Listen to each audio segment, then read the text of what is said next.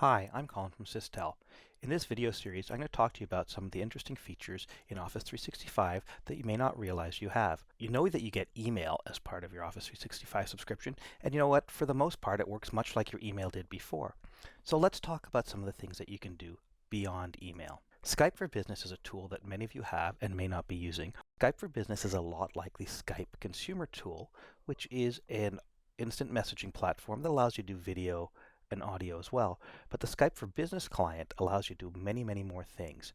I'm going to talk today about 4 of those things. I'm going to talk about presence, instant messaging, voice calling, and video calling. So let's start our Skype for Business client. When you start your Skype for Business client, you'll notice that you may have an icon here for your image or maybe some generic avatar, but you can set your status. Notice you can be available, busy, do not disturb, be right back, off work, or appear away. That is your presence. However, it's a pain to set your presence all the time. So this information is also automatically read from your Outlook calendar. So if you're in a meeting, you will appear as busy.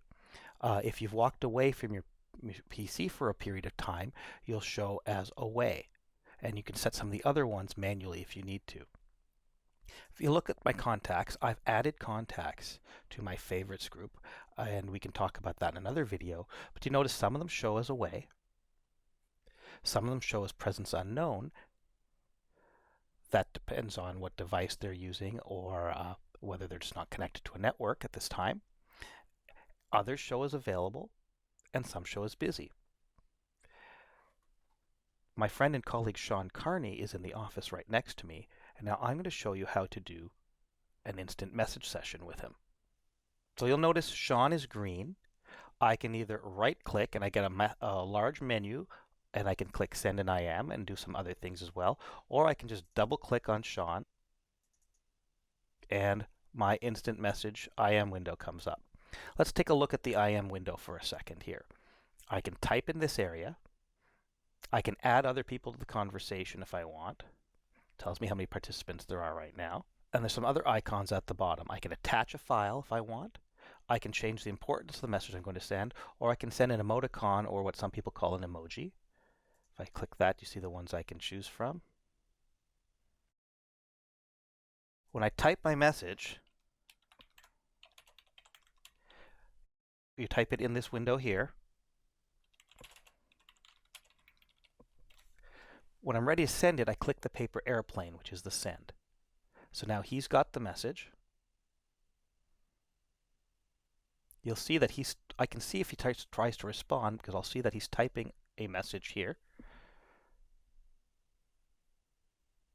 Notice it says Sean Carney is typing a message.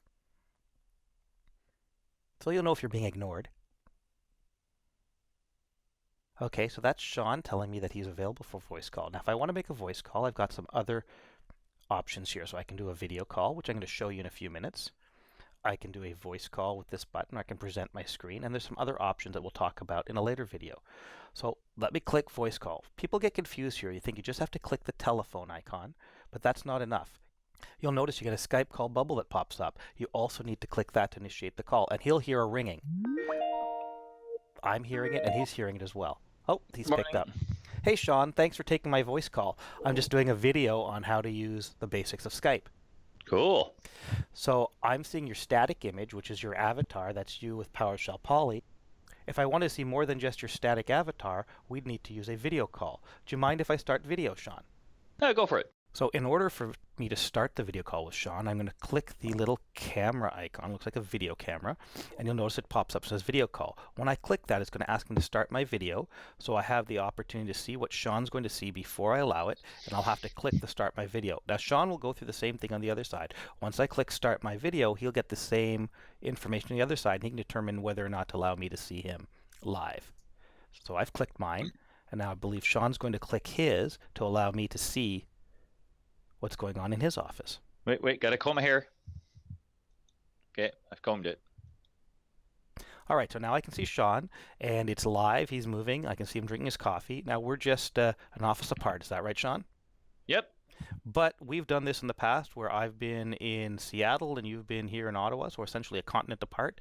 You could be on a different continent and it would still work, and we could still video conference and be productive. provided we have internet access. Ah, yes, that is a prerequisite. So thank you for helping me with this demo, Sean. I'm going to click the hang up button now. That's the red button here that looks like an upside down telephone.